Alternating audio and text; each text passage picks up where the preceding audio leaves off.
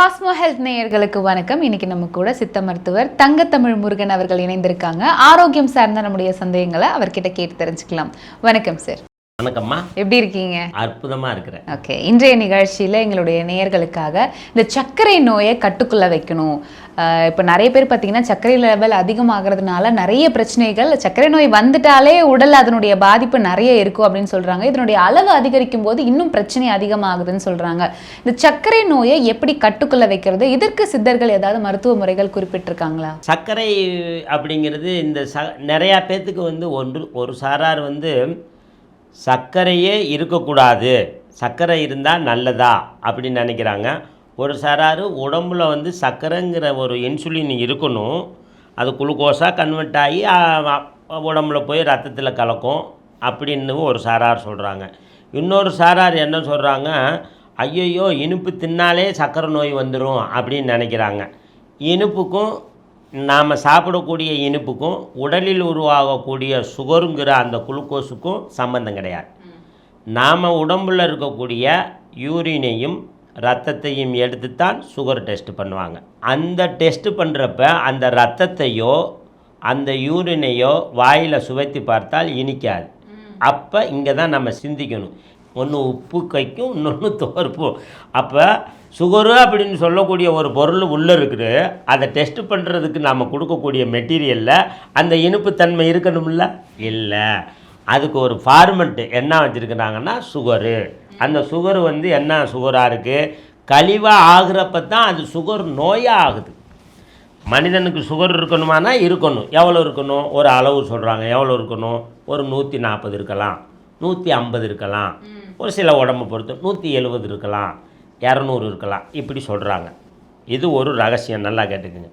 இன்னொன்று, ஒரு சிலருக்கு 500 இருக்குது, 700 இருக்குது, ஐயோயோ அப்படின்றாங்க.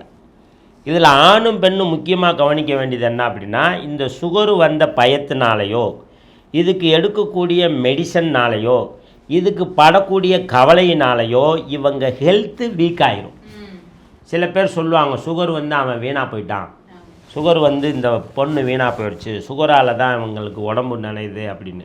இதுக்குள்ளே இன்னொரு ரகசியம் என்ன அப்படின்னா, இந்த சுகரால் உடம்பு ஒரு விதமான வெப்பநிலைக்கு தள்ளப்பட்டு உடலில் இருக்கக்கூடிய தாதுக்களை அந்த வெப்பம் கரைக்க ஆரம்பிச்சிடும். இதுதான் ரகசியம். அப்போ இவங்க யூரின் போகிறப்ப அந்த யூரின் வழியாக அந்த சத்தும் வெளியேறும். அப்படி போகுதான்னு கண்டுபிடிக்க தெரியாது. நேயர்களுக்கு இது ஒரு நல்ல விழிப்புணர்வான விஷயம். மருந்து மாத்திரை சுகர்னால் உடம்பு குறையுதா அப்படின்னா இல்லை. அந்த மருந்து எடுக்காமல் விட்டால் ஒரு வித வெப்பம் அடையுது, மருந்து அதிகமாக உட்பண்ணாலும் ஒரு வெப்பம் அடையுது. அந்த வெப்பத்தினால் உடம்பில் இருக்கக்கூடிய தாதுக்கள் உடைக்கப்பட்டு, அதான் நெய்யை எப்படி நெருப்பில் உருக்குறோம், அந்த மாதிரி நம்ம ஹெல்த்தினுடைய தாதுக்கள் உடைக்கப்பட்டு அது நீத்து போய் அது வெளியேறுகிறது. அப்படி வெளியேறுகிற தாதுக்கள் நாம் கண்ணுக்கு தெரியுமானா தெரியாது. அப்படி போய் போய் போய் அந்த உடம்பு ரொம்ப குனியும். சார், இந்த சத்தே போகக்கூடாது சார், நம்ம நேயர்கள் ஹெல்த்தியாக இருக்கணும் அப்படின்னா எப்படி தெரியுமா, வாழைப்பூ சாப்பிட்டா உடனே கண்ட்ரோல் அடையும். பாருங்கள், ஒரே பால் ஒரே கோல் தான். இப்படி ஒன்று இருக்குதுன்னு மக்களுக்கு தெரியாது. சரி, இந்த சுகரு வந்தவங்க இனிமேல் பயப்பட தேவையில்லை. என்ன அப்படின்னாக்கா 8 நடை பயிற்சி. இந்த 8 நடை பயிற்சி போட்டால் சுகரு நார்மலுக்கு வந்துடும். என்ன சாப்பிடணும், எப்படி சாப்பிடணும், எப்போ சாப்பிடணும், இந்த சுகர் வந்தவங்களுக்கு கவலையே படக்கூடாது. சுகர் வந்தவங்க கவலையே படக்கூடாது, சங்கடப்படக்கூடாது. ஐயோயோ செத்துருவோம், ஐயோயோ ஏறி போச்சு, ஐயோயோ ப்ரெஷர் ஆகி போச்சு, அப்படிலாம் கிடையவே கிடையாது. நம்ம சொல்கிற ரெமெடியை போட்டால் பாடி ட்ரை வாஷ் ஆயிரும். என்ன ரெமெடி சார் அப்படின்னு சொல்லி கேட்டீங்க. முதல்ல என்ன பண்ணணும் அப்படின்னா, பேதிக்கு சாப்பிடணும். பேதிக்கு மருந்து. இந்த வயிறு சுத்தப்படுத்துதல் நம்ம நேயர்களுக்கெல்லாம் ஒரு வணக்கத்தை தெரியப்படுத்துகிறேன். நம்ம ரெமெடியை எடுக்கிறதுக்கு முன்னாடி அனைவருமே ஒரு பேதி, ஒரு டூரு போயிட்டு வர மாதிரி அந்த மாத்திரை அலோபதியிலையும் எடுத்துக்கலாம், சித்தாவிலையும் எடுத்துக்கலாம். என்ன ஒன்று, அலோபதியில் எடுத்தால் அளவாக போகும், சித்தாவில் எடுத்தால் பயங்கரமாக போகும். இதை கண்ட்ரோல் பண்ணணும். அதனால் அந்த மாத்திரை 10 ரூபா 20 ரூபா தான். இயற்கை பேதி அப்படின்னு சொல்லி பார்த்தீங்கன்னா, நம்ம கருப்பு திராட்சை, இந்த கருப்பு திராட்சை ஜூஸை தொடர்ந்து 1 வாரம் குடித்தால் 3 நாளில் பேதி வயிறு சுத்தப்படுத்திட்டு வந்துடும். மணத்தக்காளி கீரை தொடர்ந்து 1 வாரம் சாப்பிட்டாக்க பேதி ஆயிரும். சீரக தண்ணி ஒரு வாரம் குடிச்சிங்கன்னா பேதியாயிரு. இது வந்து இயற்கை பேதி. அதனால் இந்த வீடியோ பார்க்குற நேயர்களும் தொடர்ந்து நம்ம வீடியோக்களை பார்க்குறவங்களுக்கும் நம்ம அன்பு கட்டளை என்னன்னா, நீங்கள் அனைவரும் பேதிக்கு சாப்பிட்ருங்க. ஆமாம், மருந்து எடுக்கிறதுக்கு முன்னாடி வயிறை சுத்தம் இதை நம்ம சொல்லுவோம், தைரியமாகவே சொல்லுவோம். அதே இப்போ எப்படி வந்து பேதிக்கு சாப்பிடுங்கன்னு சொல்கிறோமோ, இனி வர்றங்காலங்களில் நம்ம வாத பித்தக்காரங்க என்னென்ன சாப்பிடணும் சொல்லிடலாம். வாத உடம்புக்காரங்க பித்த உடம்புக்காரங்களுக்கு ஏன் நோய் வருது அப்படி சொல்லிடலாம். சரி, இப்போ பேதிக்கு சாப்பிட்டாங்க. பேதிக்கு சாப்பிட்டுட்டு ஒரு 3 நாள் கழிக்கணும். உடனே எடுக்கக்கூடாது. ரெமடியை எடுத்து போட்டு எச்சா பேதி ஆகுதுன்னு போன்னு வரும். ஒரு 3 நாள் அப்படியே மென்மையான உணவுகளை சாப்பிட்டு அடுத்து நம்ம ரெமடிக்குள்ளே போகிறோம். என்ன அப்படின்னாக்கா, இந்த தேனு தினை மாவுன்னு சொல்லுவாங்க, கேள்விப்பட்டிருக்கிறீங்களா? ஆமாம், அது பொதுவாக இது முருகனுக்கு தானே வைப்பாங்க. நானும் அப்படித்தாங்க நினச்சேன், முருகனுக்கு. அப்போ தான் முருகன் சொன்னார், இல்லைடா இது மருத்துவத்துக்கு அப்படின்னு.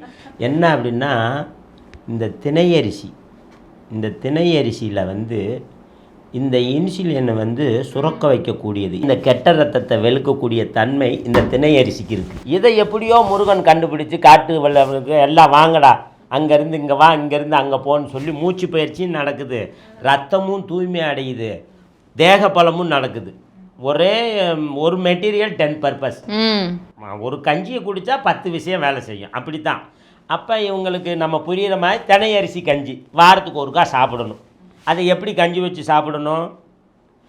அரிசியை ஊற வச்சு கஞ்சி வைக்கிறீங்களே, அதுதான். இப்போ தான் குக்கர் வந்துடுச்சே, அதிலே இவங்க வச்சுக்கலாம். இவங்களுக்கு அதாவது வந்து நம்ம சாப்பாடு ரைஸில் 1 டம்ளர் வைக்கிறோம்னா சிறுதானியத்தில் 1/4 டம்ளர் வச்சா போதும். அவ்வளோ கண்டென்ட்டு அதிகமாகிடும், பெருகும். ஆமாம், 100 கிராம் அரிசி வச்சு 2 பேர் சாப்பிட்றீங்கன்னு வச்சுக்கோங்க. இதில் 100 கிராம் வச்சா 4 பேர் சாப்பிட்லாம். இவங்க போட்டுறது 1/2 கிலோவை போட்டு அவிச்சு வச்சுட்டு நமக்கு கால் பண்ணுறது நிறையா இருக்குங்க. அப்படி இல்லை, அழகாக ஒரு ஆளுக்கு ரெமெடி. 50 கிராம் அரிசி, 50 கிராம் அரிசியை கஞ்சி வச்சு 2 வேளை குடிக்கலாம். காலையில் கொஞ்சம் குடிக்கலாம், சாயங்காலம் கொஞ்சம் கூட. சார் இது இல்லாமல் வேறு எதுவுமே திங்கக்கூடாது, சாப்பிட்லாம். இட்லி சாப்பிட்லாம், தோசை சாப்பிடலாம். அப்புறம் இன்னொன்று, இந்த சுகர் வியாதி வந்தவங்க புளிப்ப உணவு திங்கக்கூடாதுங்க. அது இருக்கிற பிளட்டில் இன்னும் உப்பை ஏற்றிக்கிட்டே இருக்கும். இப்படியே போனால் என்ன ஆகுன்னா, கிட்னி டயாலிஸுக்கு போயிடும். இவங்களா தான் வினையை வந்து இந்த சொல்கிறாங்க இல்லையா, சொந்த காசில் அப்படின்னு. சொந்த வாயில் சூனியம் வைக்கிறவங்க நம்ம ஆளுங்க தான். தின்னு அப்போ சுகர் வந்தவங்க ஒரு கவனமாக இருக்கணுங்கிறதுக்காகத்தான் இதை சொல்கிறோம். வயிறை சுத்தப்படுத்திக்கிட்ட சொன்னோம் இல்லையா, அந்த மாதிரி என்ன சாப்பிடக்கூடாதுன்னு பார்த்தா புளி. அந்த புளியும் தவிர்க்கணும்.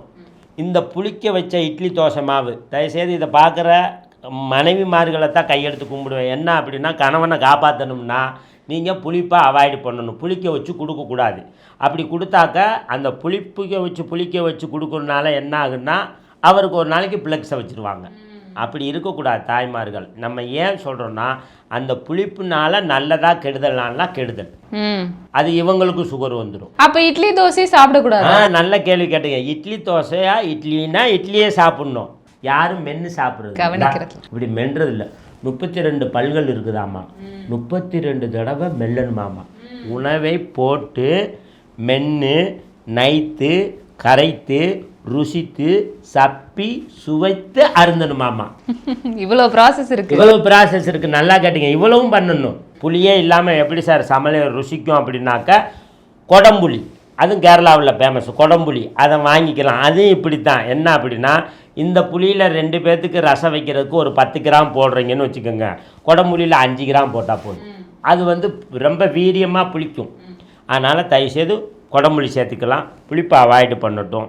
அதே போல் வந்து இந்த எப்படி சொல்கிறது, ஃபாஸ்ட் ஃபுட் ஐட்டம், கூல்ட்ரிங்க்ஸு அதிகமாக ரோட்டோர கடைகள், இந்த மாதிரி உணவு எடுக்க இவங்க சுகர்லேருந்து குறைய முடியாது. மருந்து மாத்திரை சாப்பிடுவாங்க. அப்புறம் அது எந்த மருத்துவமாக இருக்கட்டும், சித்த மருத்துவமோ இயற்கை மருத்துவம், அது மட்டும் ஹோம் ரெமெடி வந்து நல்ல ஒரு பலனை தரும். இல்லாட்டி இவங்க போய் என்ன ஆகும் அப்படின்னா, அந்த கிட்னியை அப்புறம் மாற்றணும் அப்படிம்பாங்க. இதெல்லாம் வந்து ஒரு புரியாமல் இருக்கிறாங்க, தேவையில்லை. இதுக்கு நம்ம திணையரிசி கஞ்சி மாதிரி ஹோம் ரெமெடியில் ஒரு வீட்லேயே அவங்களே ரெடி பண்ணணும்னா, பக்கத்தில் நாட்டு மருந்து கடையில் இருக்கும், அங்கே போய் சில பொருளை வாங்கிக்கலாம். இவங்கக்கிட்ட ஏதாவது தோட்டங்காடு இருந்து, இதுதான் உலகமெல்லாம் பார்க்குறாங்களே, தோட்டங்காடு இருக்குது அப்படின்னாக்கா தோட்டத்துலேயே அது இருந்தால் அதுக்கு பயன்படுத்திடலாம். இன்னொரு இந்த தோட்டம்னு சொல்கிறதுல இன்னொரு ரகசியம் இருக்குது. நமக்கு நோய் வருதுன்னா நம்ம வீட்டு தோட்டத்தில் அந்த செடியும் வரும். இது எப்படி பாருங்க, ஒருத்தருக்கு அந்த வீட்டில் ஒரு ஆர்ட்டில் இதயத்தில் பிரச்சனை வருதுன்னு வச்சுக்கோங்க. அந்த பிரச்சனை வர்றதுக்கு முன்னாடி அந்த செடி அங்கே வந்துடும். என்ன செடி சார்? அப்போ ஒரு தாமரைன்னு வச்சுக்கோங்க, தாமரை பூ. இந்த தாமரை செடி தானாக வந்துடும் அங்கேயே. இவருக்கு ஒரு 6 மாதம் கழித்து பார்த்தா ஆர்ட்டில் பிரச்சனை இருக்கும். ஆவாரம்பூ செடி வந்துடும். சொல்கிறது உங்களுக்கு புரியுதா? நம்ப முடியாது. இது எப்படி தொடர்பு படுத்த? அந்த இடத்துல அந்த மருந்தும் இருக்குது. நான் நிறையா இதை வந்து படிப்பேன், ஆய்வு பண்ணுவேன், சித்தர் அப்படின்ட்டு போவேன். கடைசியில் போனால் அப்படியெல்லாம் நடந்திருக்கு. இப்போ நம்ம வந்து சித்த மருத்துவனால நம்ம இவ்வளவு புரிதல் இருக்குது. சித்தர்களை படிக்கணும். நானும் ஒரு பிஸ்னஸ் மேனாக இருந்தால் என்ன பண்ணுவேன், நானும் ஒரு டாக்டர்கிட்ட போய் நிற்பேன். இந்த உடம்புல எப்போது வலிக்குதோ அப்போ தான் தேடுறான், எப்போது வேதனை வருதோ அப்போ தான் டாக்டர் தேடுறான். அது சிம்டம்ஸ்லேயே கண்டுபிடிக்கணும். இவங்களுக்கு ஒரு ரெமெடி சொல்கிறேன், கேட்டுக்கோங்க. கருஞ்சீரகம் 25 கிராம், ஓமம் 25 கிராம், வெந்தயம் 50 கிராம், மஞ்சள் 10 கிராம், சிறியானங்கை கொஞ்சம் கசப்பாக இருக்கும், சிறியானங்கை ஒரு 20 கிராம். இது எல்லாமே வீட்டுக்கு பக்கத்துலேயே கிடைக்கும், நாட்டு மருந்து கடையிலையும் கிடைக்கும். புரியலை தெரியலைன்னா கேட்டுக்கிட்டு என்கிட்ட. இதையெல்லாம் போட்டு நல்லா காய வச்சு வறுக்கணும் லேசாக. அந்த சிறியானங்கையை வறுக்க தேவையில்ல. வெந்தயம், ஓமம், நம்ம சொன்ன இது கருஞ்சீரகம், இதை வந்து வறுத்துக்கிறணும். அப்புறம் அரைச்சிட்டு சிறியானங்கையை கலந்துக்கலாம், மஞ்சள் போட்டுக்கலாம். இது வந்து நிறையா கொஞ்சம் கசப்பாக இருக்கும், அதனால தான் சிறியானங்கை ஒரு 10 கிராம் போட்டால் போதும். இதில் காலை 3 கிராம், 3 கிராம்லேருந்து 5 கிராம், இரவு ஒரு 5 கிராம். என்ன பண்ணணும், ஒரு டம்ளர் தண்ணியில் போட்டு நல்லா கொதிக்க வைக்கணும். இப்போ நம்ம கபசூர குடிநீர், நிலவேம்பு கஷாயம்னு சொன்னாங்க, அதே மெத்தேடு. கொதிக்க வச்சுட்டு இது சாப்பிட்டால் இது என்ன பண்ணும் அப்படின்னா, தெளிவாக சொல்கிறோம், அடித்து துவைச்சி கசடை நீக்கி ரத்தத்தை புதுப்பிக்கும். ரைட்டுங்களா? சுகர் வந்து படிப்படியாக நார்மலுக்கு, சின்ன விஷயம்.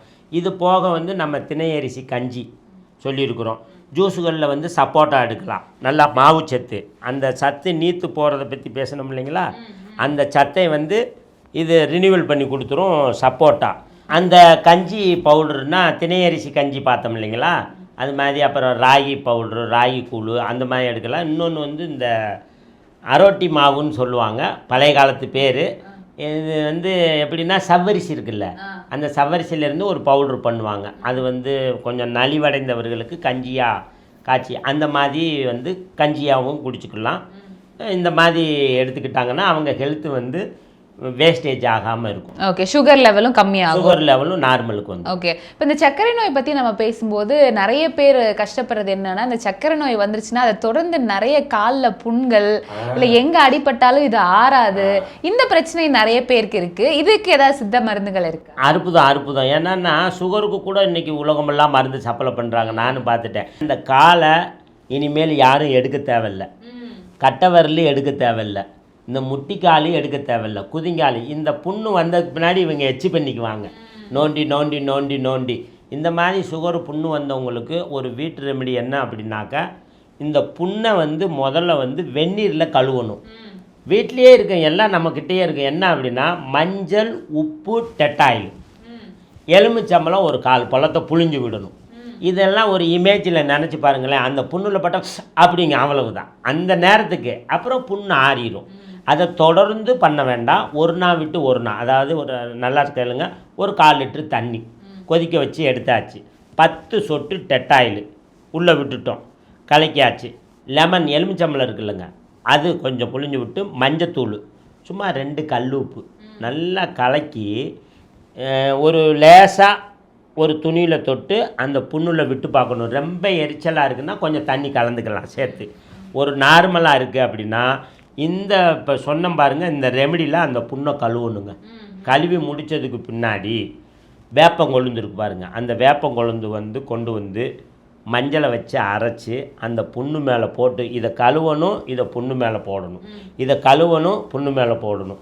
அதாவது 2 நாளைக்கு ஒருக்கா புண்ணை கழுவணும். கழுவுனதுக்கப்புறம் இதை பேஸ்ட்டு மாதிரி பண்ணி இந்த வேப்பந்தலையை வந்து மேலே போடணும். இதை விட சீக்கிரமாக குணமாகும் அப்படின்னு சொல்லி கேட்டிங்கன்னா, சீந்தில் இலை என்னென்ன சொல்கிறாங்க, சீந்தில் இலைன்னு ஒரு இலை இருக்குது. இந்த சீந்தில் இலையை கொண்டு வந்து மருதம்பட்டை பொடி, இது 2ஐயும் கலந்து அரைக்கணும்.